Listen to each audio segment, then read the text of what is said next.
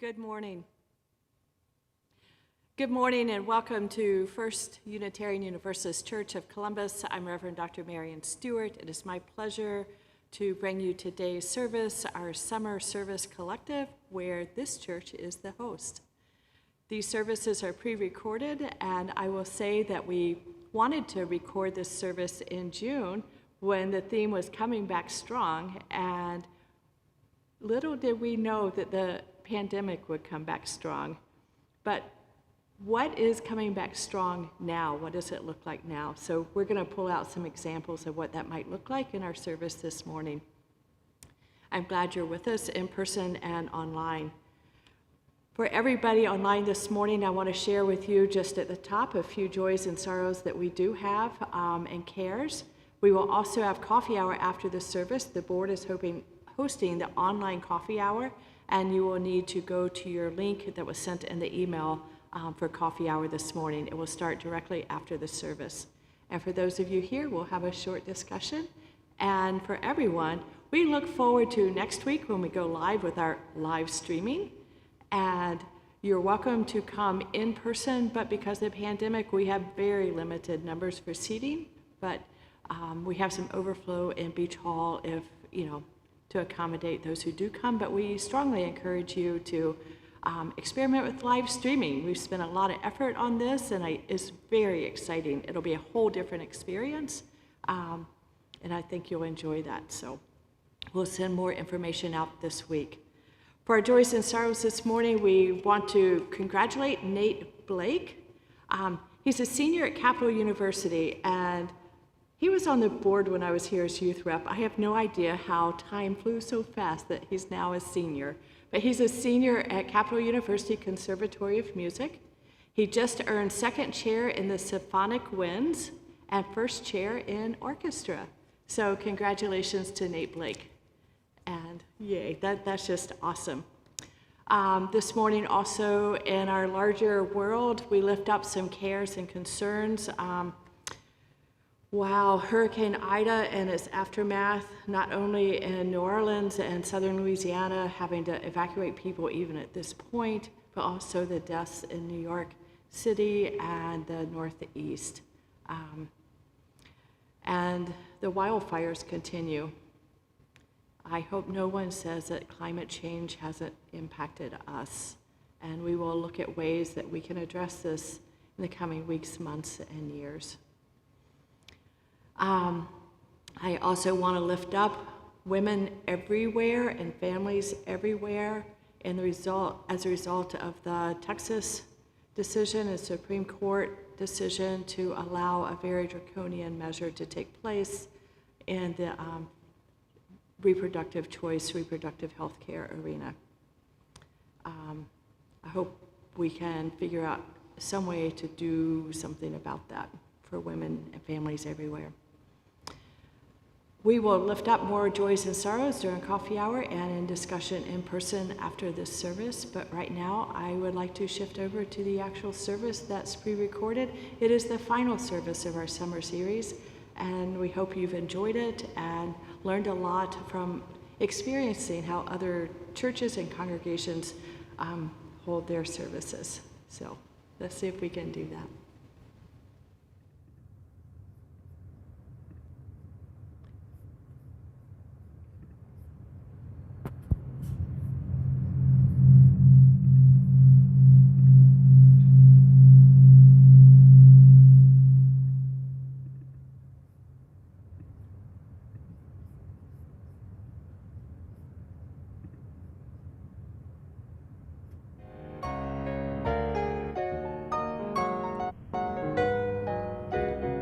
Welcome to the Unitarian Universalist Midwest Prairie Summer Service Co-op for 2021. As our congregations begin planning to reopen in-person gatherings this fall after our long pandemic separation, we take this opportunity for a series of virtual visits with some of our neighboring UU churches over the summer weeks. Each Sunday, You are invited to experience inspirational messages from a variety of our ministers, together with music and other elements that make our communities special. We hope that this morning's service will engage your thoughts and lift your spirits, giving you courage to make a difference in the world and helping to strengthen the connections that sustain us all.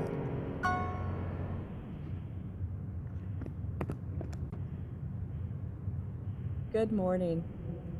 Good morning and welcome to Labor Day 2021.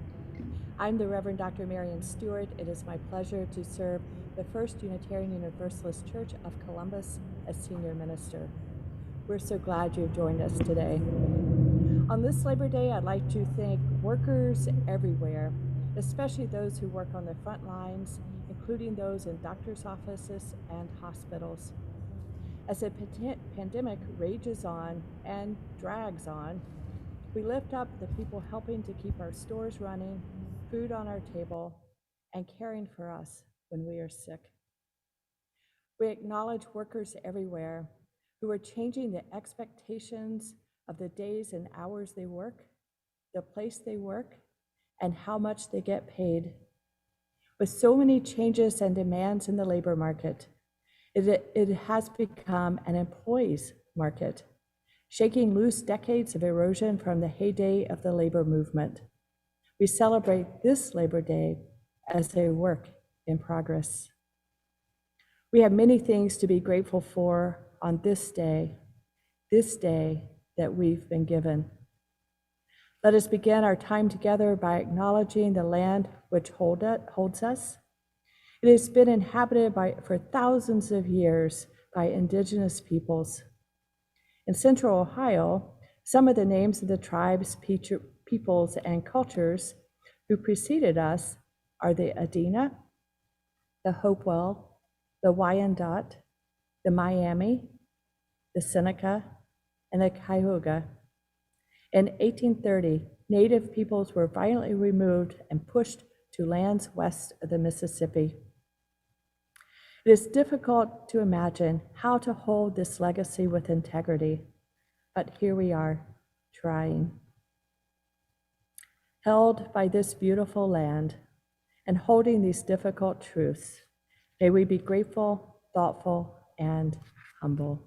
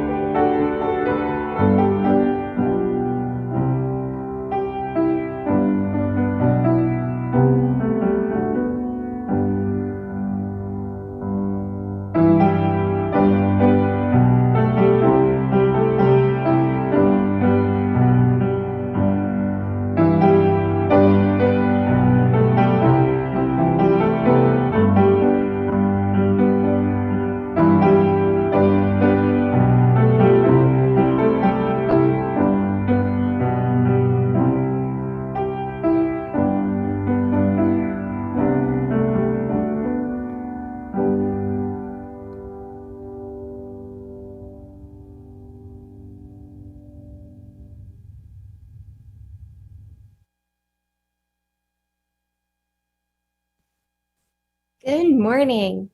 My name is Kelly McNeil, and I serve as the Director of Congregational Life here at First UU.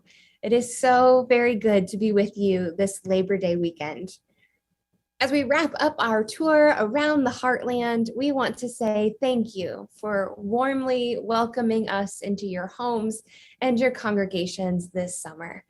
It has been an absolute joy to get to visit with our sibling congregations. If you are tuning in for the first time this morning, welcome. I invite you to find a Unitarian Universalist congregation close to home by going to uua.org and clicking Find a Congregation. If you're in the Columbus area, we invite you to our reopening next week, September 12th at 10 o'clock, where we will be having in-person services for the first time since March 2020. You can always watch our services live through our YouTube channel as well, from the comfort of your couch, a beach chair, or wherever you may find yourself on Sunday mornings. You can also let us know that you're visiting by going to firstuucolumbus.org and clicking First Time Visitor. And now I will hand it back to Rev Marion for our chalice lighting.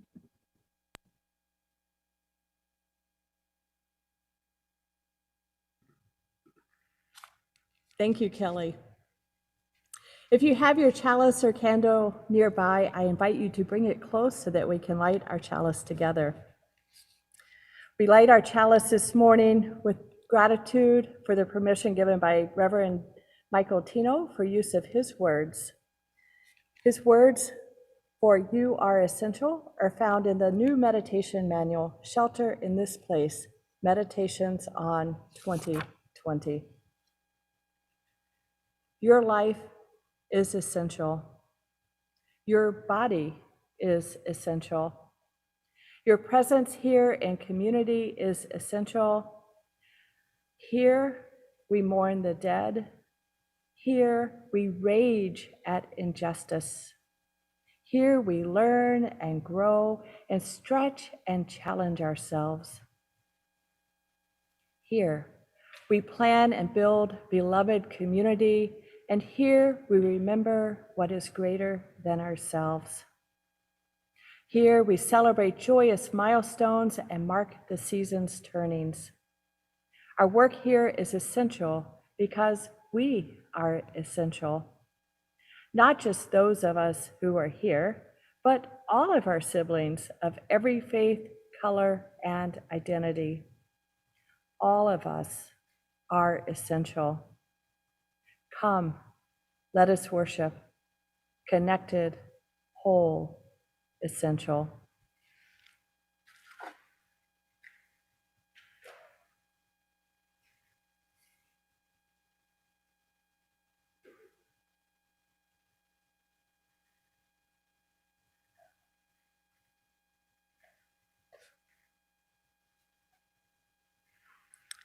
Our chalice is lit.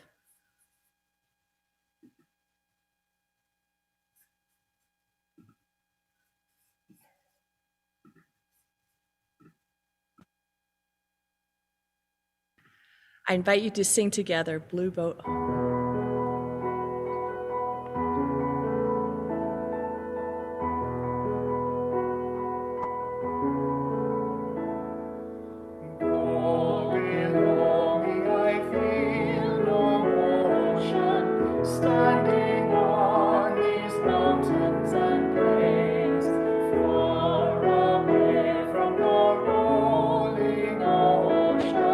Still my tribe and joy.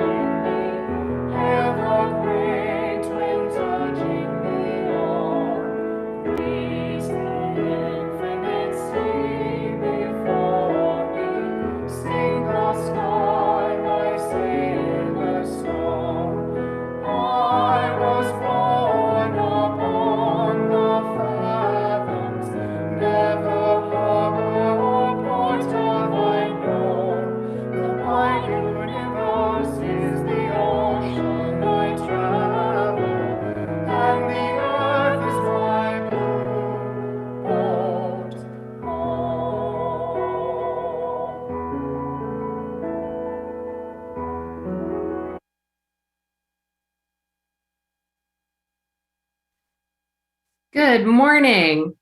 I'm Amber Scott, the Director of Religious Exploration at First UU Columbus, and I have a story for you. I invite you to make yourself comfortable to listen or to come closer to your screen to see the pictures. Today's story is called Angry Aku, written and illustrated by Vinayak Varma and published on Storyweaver. To enjoy more Creative Commons stories like this one, please visit storyweaver.org.in.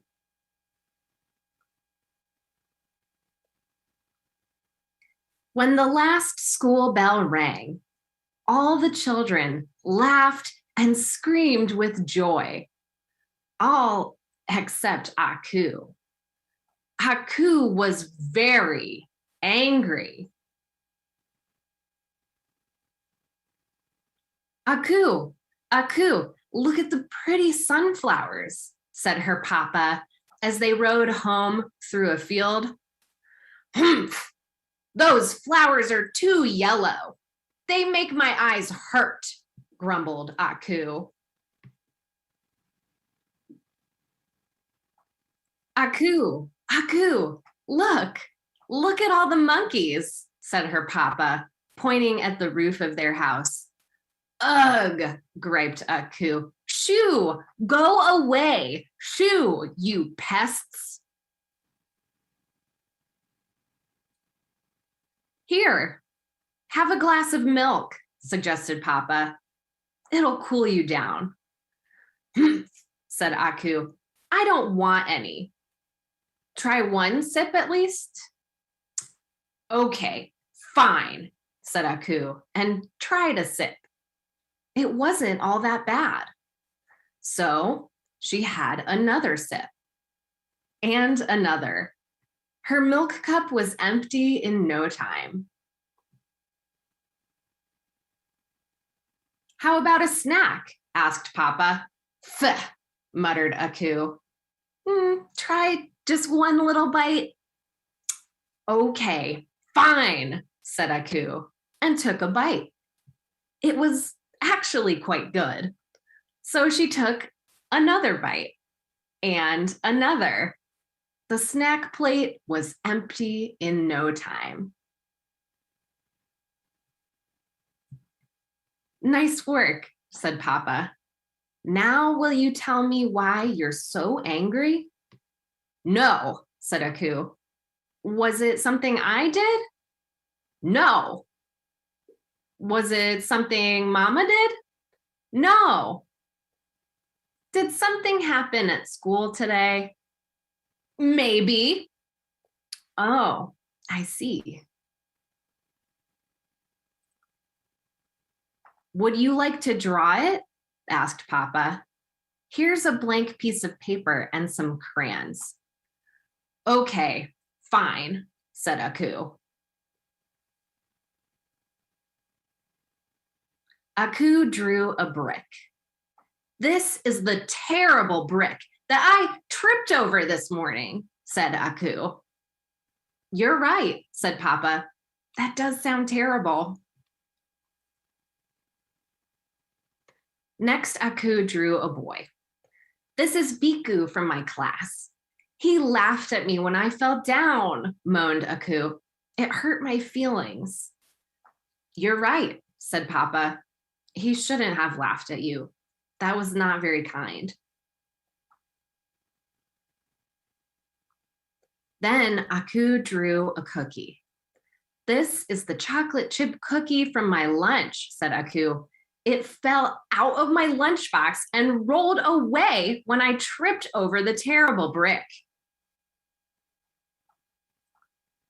And next, Aku drew a crow. This is the mean old crow that flew off with my chocolate chip cookie, said Aku. That crow must have been very hungry, said Papa. Last, Aku drew her teacher. This is my teacher, Miss Amala, said Aku. She helped me up when I fell down and gave me a hug. That was nice of her, said Papa. But then she pinched my cheeks. I don't like it when my cheeks are pinched. Oh no, did that hurt?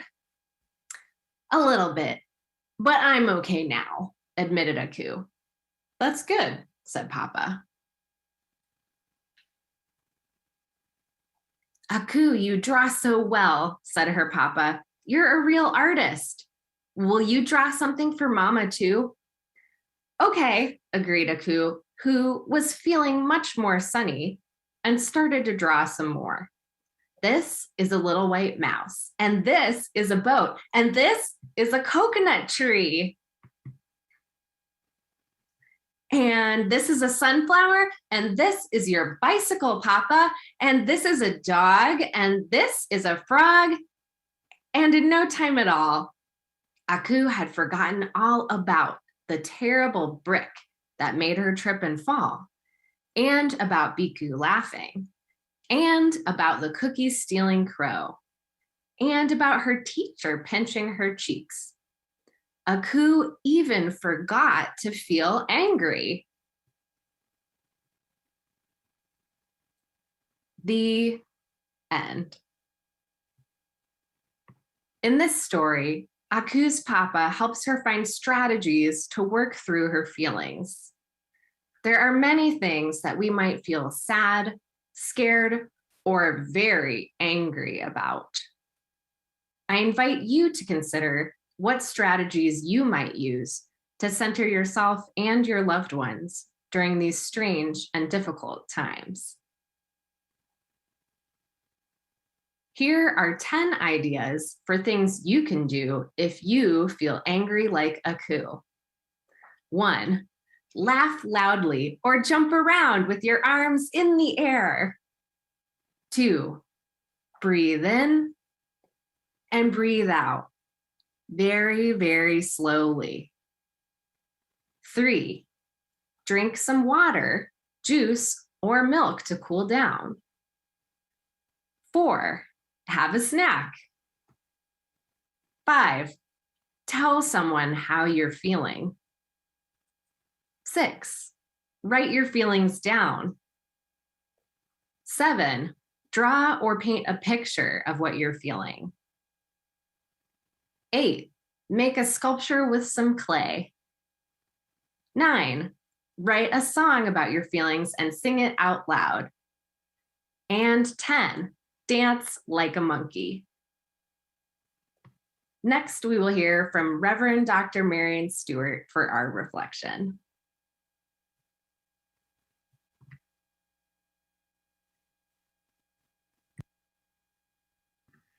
Thank you, Amber. That was a great story. So as summer begins to wind down, I look back at other endings. Almost 2 years ago, I took time to be my mother's caregiver in her last days. She was in the proverbial end zone of life. The day of my return to work, we were talking about pandemic shutdown.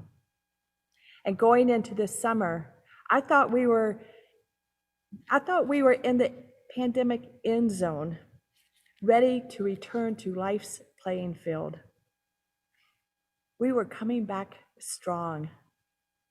Turns out what I thought was the pandemic end zone was only a taste of normal halftime tease.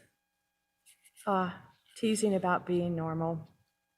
So here we are, back in the proverbial huddle, trying to figure out how to proceed. Some want to throw caution to the wind. We're done with the pandemic. And others just want to go back into hibernation. Regardless of where you are, it's a perfect time to pause, to take a breath, to huddle. To huddle not in a shoulder-to-shoulder tight-knit circle, but in a techie kind of way, a techie huddle on Zoom or live stream, or I don't know, if you are in person, you're fully masked and socially distant. Whatever it is, however you huddle, I know we never thought we'd be at this place again, but here we are. This time, though, we are different. We are experienced, and we are more than a bit anxious. I might add that more than a few people are exhausted. You might be too. But don't go to sleep. Don't miss this opportunity, because there is excitement in this very moment. And it's also disturbing in a good way. Don't get me wrong, the pandemic has been brutal. The losses keep coming. We've lost loved ones, we've lost jobs, we've lost patterns and senses of what is normal. A few months ago, I returned to the church building. Even though our two schools had taken over the wide open spaces last year, the place looked like it had been abandoned. The chairs in the sanctuary were askew. Stray hymn books were in the seats, and a bucket was under a leaky spot in the ceiling. Doesn't every church have a leaky roof? Anyway, thank heavens for buckets. But most of all, the sanctuary and the church was empty. No people anywhere. We miss you. Down the hall, my office, normally filled with light and good energy, was a bit dusty and unkempt. Orders of service from the last service we did before lockdown were piled on a table, and my robe and stole were thrown over the back of a chair. No one was walking up and down the hallway saying hello or good morning or hi, how are you? It was just quiet. It was eerie quiet. It's into this space that has been waiting for us to return, that this opportunity to bring life back to our spiritual home, the spiritual home that we've built together, that is in this moment that we get to wait some more. Who would have known? We're pulling back from the end zone and looking at a halftime pause. Instead of jumping back as fast as we can, most likely rebuilding exactly how it was when we left, we're going to take a moment, a breather, and huddle. What is it that we really want? What is our vision? What are the things, the habits, the patterns that don't serve us well? Can we identify those? Can some of those be left behind or even reimagined? What is our through line? Big questions, but in them lies our hope for the future. There are daunting needs and demands facing us. We know that. But the question is, how is the church, what we do together, how is our church giving us the strength, the inspiration, and the courage to live in a world as grounded human beings and families, deeply rooted in our shared values? In his essay, Circles, our Unitarian ancestor, Ralph Waldo Emerson, wrote that people wish to be settled. Only as far as they are unsettled, though, is there any hope for them. Woo, ouch, darn. Emerson knew our propensity to want things to stay the same, to go back to the old normal. He probably read the 1800s version of the bumper sticker, but we've always done it that way. And Emerson, there he was chiding us, saying, what we wish for is not always good for us.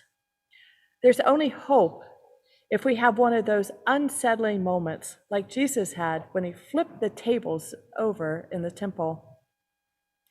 That's one way to look at the pandemic. It certainly flipped the tables on what it means to be normal. We see it everywhere in the larger world and in our lives. Everything, it seems, is being reinvented and reimagined. It has changed how we shop, where we eat, and where and how we work. What we thought was normal is now normal 2.0. The upset of the pandemic has also reminded us of the value of self-care as social responsibility, the importance of working for justice and equity, and the absolute need for community. In our work lives, we see the workplace is changing. Expectations are different, and the goals include the audacity for every worker to be seen as human and valuable.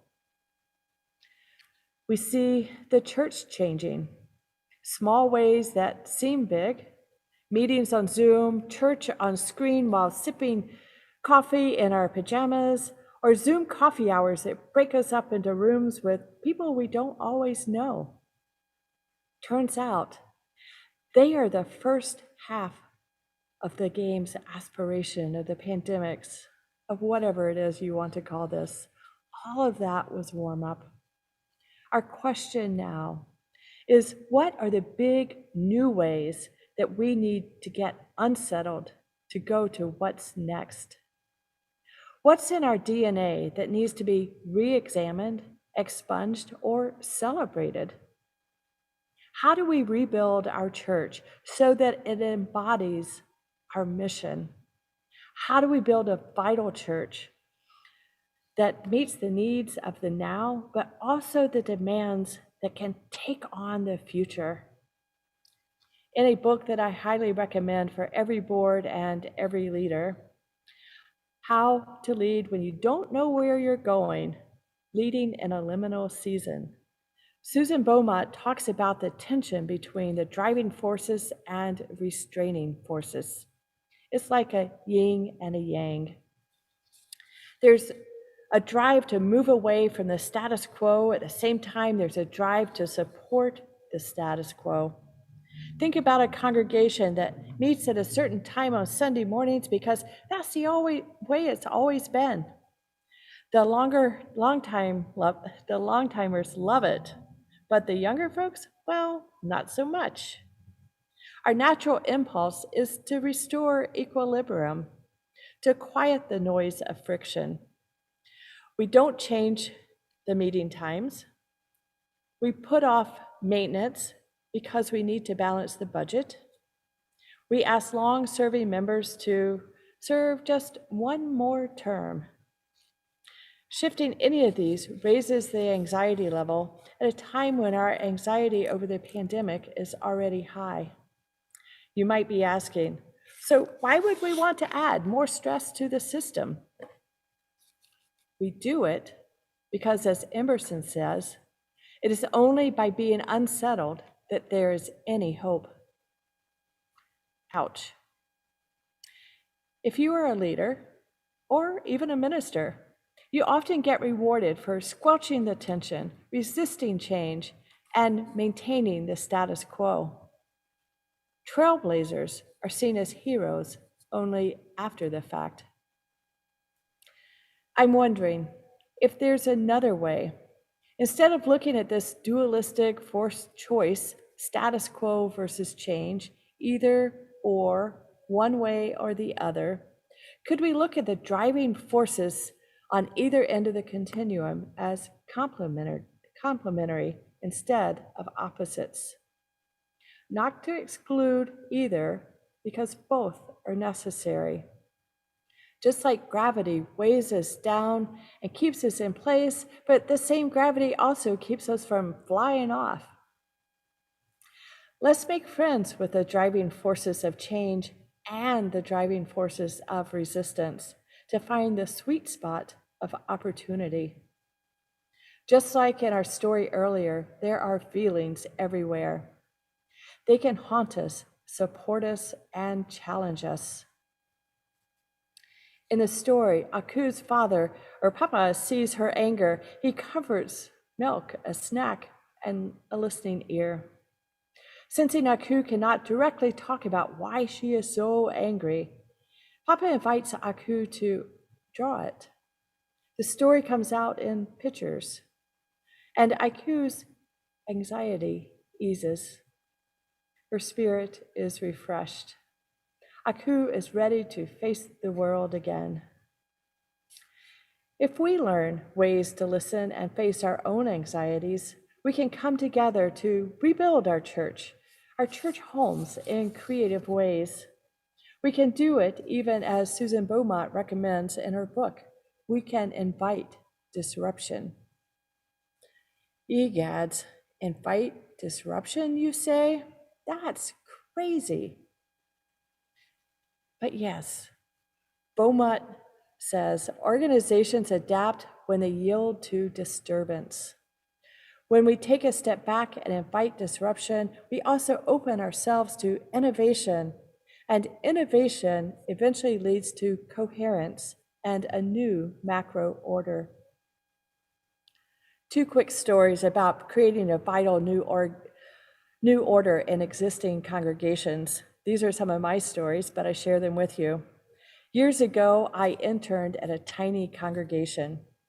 They met every other week, and on the off weeks, they held a discussion. Problem was, no one ever really figured out the schedule due to months with extra Sundays or holidays. The phone message was, for visitors and inquirers calling in, well, just come by and see, someone will be here. So I met with the board. I wondered if they might want to meet their goal of growing this teetering congregation by holding service every week. Yikes, you thought it was heresy. Too much work. We're exhausted. I met with every board member individually.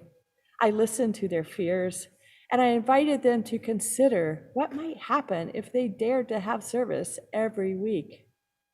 At the next board meeting, we asked the question. Each hand stayed below the table until one by one, slowly, the hands nervously rose and a yes. Within weeks of having service every week and updating all the phone messages, the ads, and so on, new people started coming. And it got the energy flowing, and excitement was everywhere. Membership rolls grew, and 2 years later, they hired their very own minister. They became a beacon in the community. Second story. Another church I served held a whole congregational listening sessions and small group listening sessions not long after I arrived. In these sessions, two desires rose to the top. First was to be more visible in the community. Second was education. I knew what to do with the first, and before long, we formed relationships with neighboring churches and interfaith congregations. We organized, held events, and did public witness to our values. The interfaith group is still going strong with dinner dialogues in the region with hosts and participants from many faith traditions. The second desire, though, education, was a bit more fuzzy. Did it mean tutoring or lunches during summer breaks or fundraisers? What did the group mean by education? Because it lacked focus, it didn't go anywhere. That is, until the rentals committee met. The church campus had extra buildings and space. The committee was always looking for renters. For years, it was first come, first serve. But at one of those crisis moments, when a renter actively worked against our values, the group paused and took a halftime break. They huddled and wondered, could we take the risk of only renting to groups and organizations that shared our values? Before long, the chapel basement was rented to a school for at-risk kids. There were homeschool groups, young women empowerment groups, music groups, special needs groups, and much more. And the property became an interfaith campus too. At last count, there were about 13 different religious groups meeting at various times and spaces.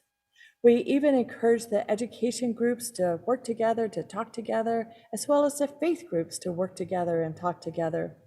We were one diverse community, living life far beyond the early days of initial listening sessions, where we dared to dream.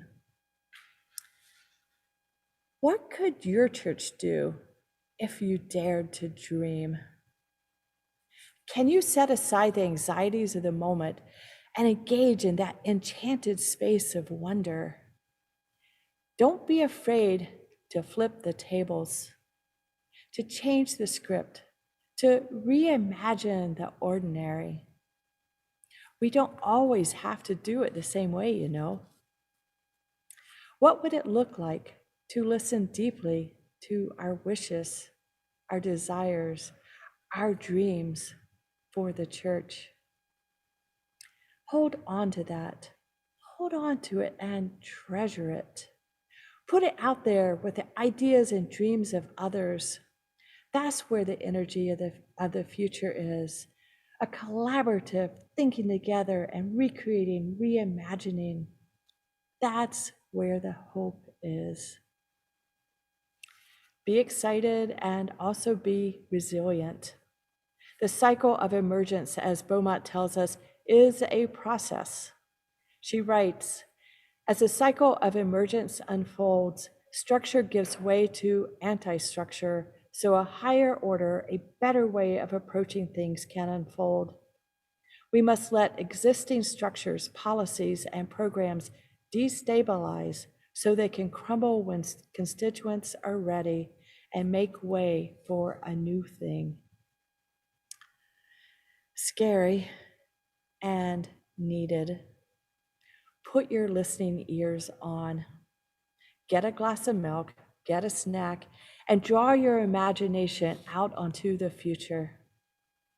Sometimes we dream past the possible, but if we don't dream big, we'll never know what we can do. Who knows where we'll end up or how this pandemic will reshape our lives? One thing is for sure, though, we have the opportunity now to pause, to take that halftime break. We can imagine. How can we be the church that matters? In that way, we come back strong. Blessed be and amen.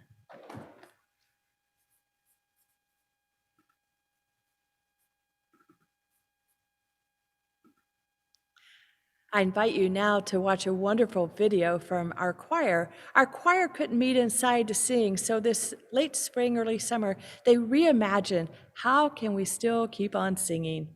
Well, they figured out a way. They went to the parking lot and pulled up their lawn chairs, and let's listen to our Chalice Choir sing Resilience. Resilience, we are strong. Shoulder to shoulder, keep moving on. Resilience, make a new plan. Stand up again and say, yes, we can. Resilience, we are strong. Shoulder to shoulder, keep moving on. Resilience, make a new plan. Stand up again and say, yes, we can. Resilience, we are strong. Shoulder to shoulder, keep moving on. Resilience, make a new plan. Stand up again and say, yes, we can. Resilience, we are strong. Shoulder to shoulder, keep moving on. I wanna make it and I know we will. Stand up again and say, yes, we can. Resilience.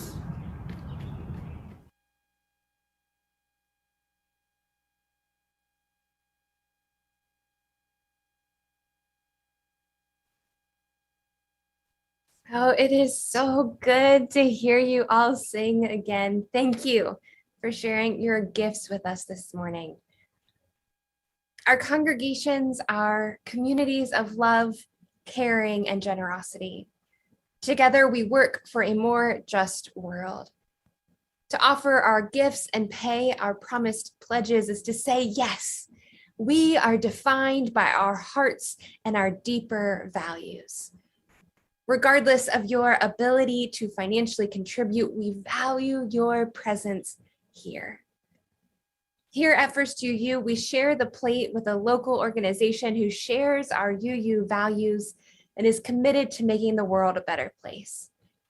Your gifts extend this community support while continuing your congregation's beloved programs. Please check out your congregation's websites for more information on how to give and the important work being done because of your generosity. The offering that helps build a better church and a stronger community will now be gratefully received. Thank you for your generosity.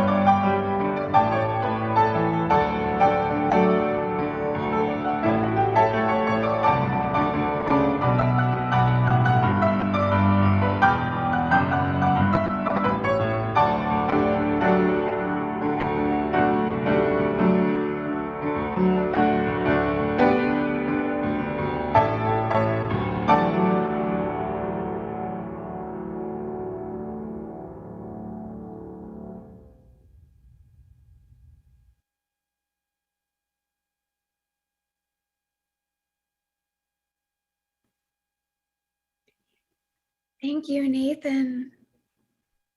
I'm the Reverend Isabel Call, and I serve First UU as the Assistant Minister of Pastoral Care. I want to open our caring meditation with some of the lyrics, if you're not familiar with the song we just heard.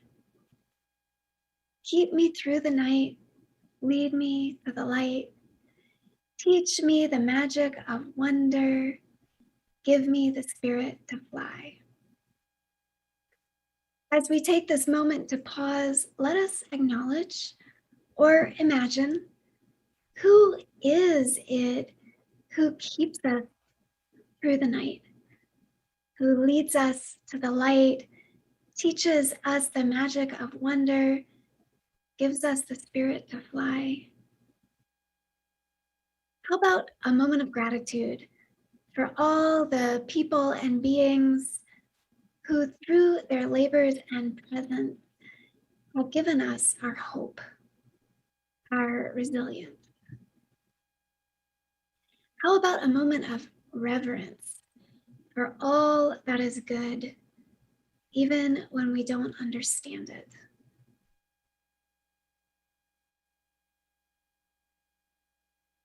In this halftime huddle, we need to pause. We need this gratitude.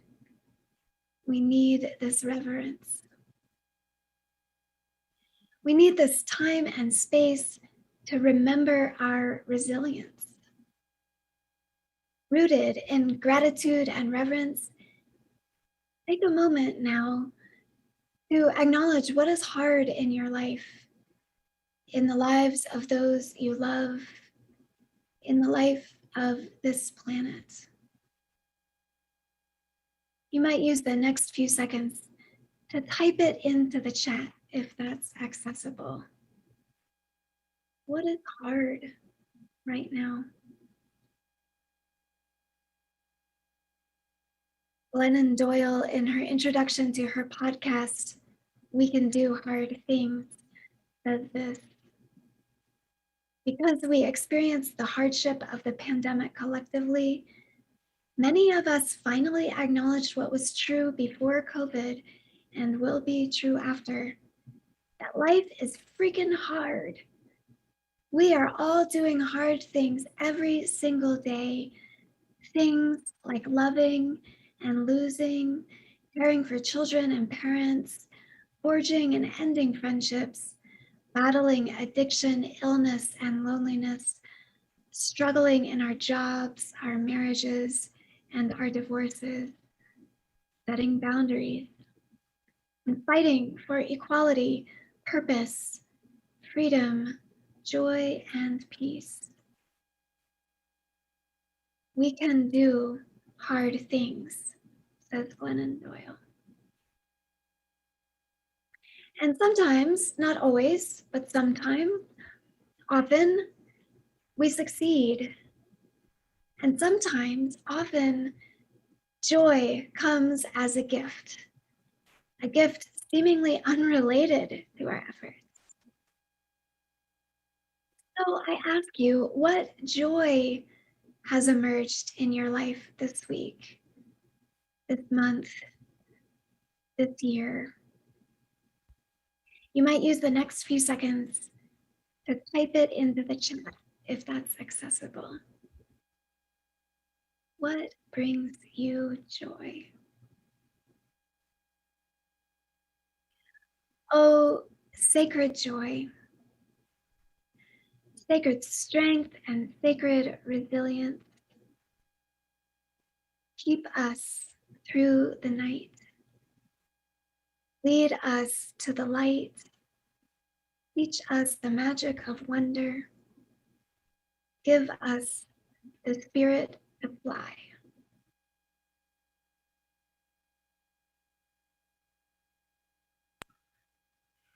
Ah, life can be hard and life can also be filled with joy.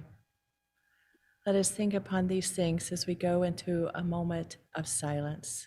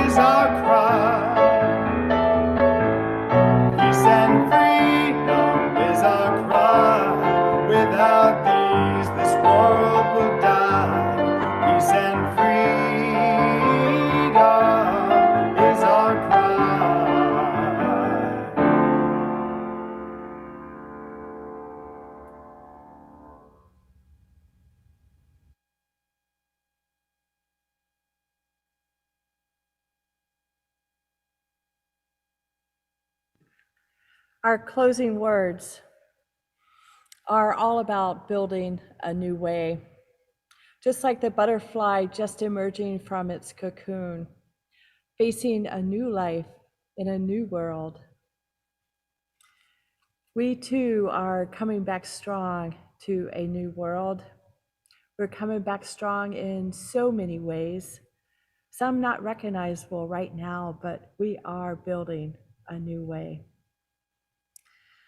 Even though it might look a little bit different right now and it might not be exactly what we expected, it is true that we are resilient. And yes, we can. I'd like to share with you a writing called Sabbath by Megan Lloyd Joyner. It's also from the meditation manual, Shelter in This Place. I lock the door behind me. My heart sleeps inside. I am afraid of what's coming and what we've already lost. Be still, my heart. Rest this day.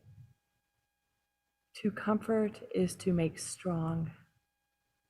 Unlock the door.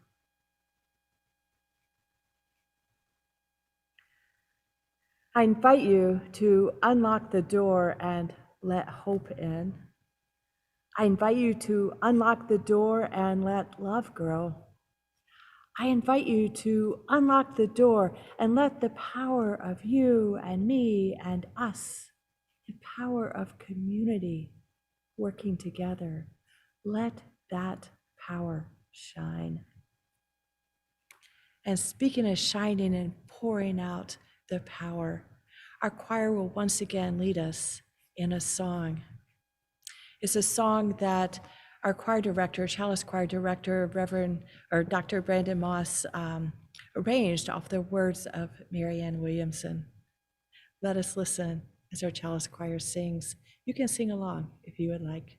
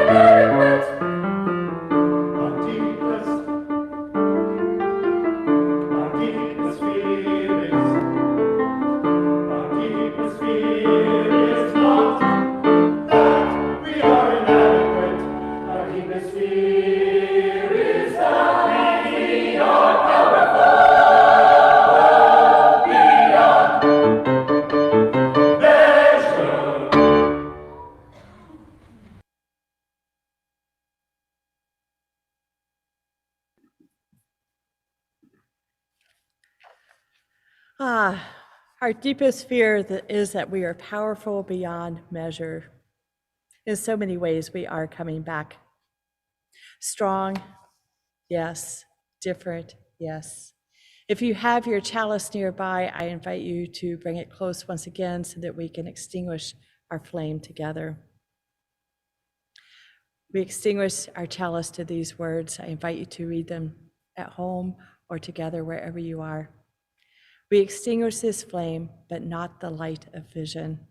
As we go forth, let us heal and transform ourselves and our world through reason and love.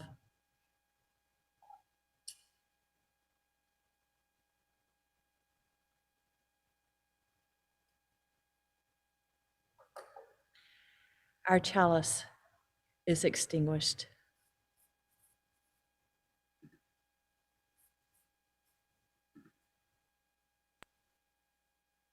Today's worship service would not be possible without the time and care of many people. Huge thanks to the choir, musicians, volunteers, and staff of the First Unitarian Universalist Church of Columbus, Ohio, for the work they do every week to bring us a vibrant and compelling service each Sunday. Thank you all. And now I invite you to enjoy our postlude.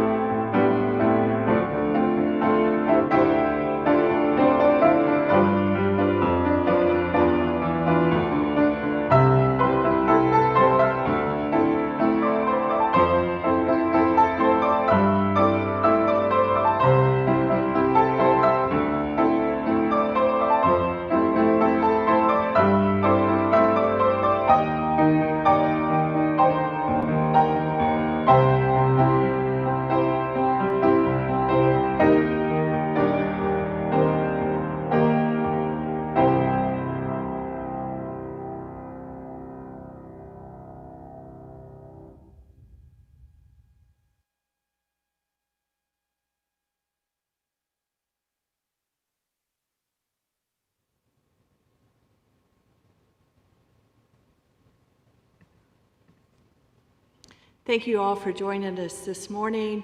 If you are joining us online, I invite you to coffee hour. Go to the link that was sent to you this morning in your email, and we will see you next Sunday live streaming.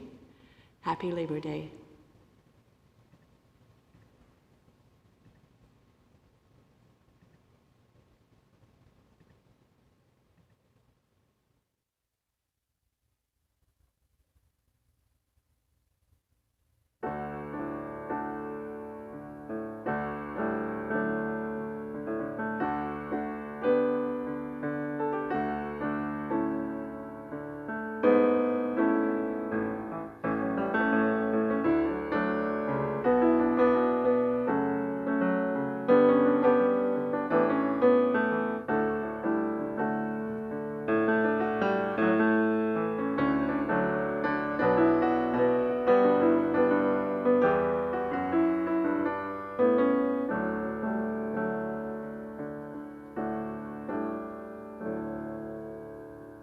Thank you, Nathan. Oh my goodness, it's so good to have music back in this space and some people. This is so wonderful. Thank you for coming. And Nathan, thank you so much once again. And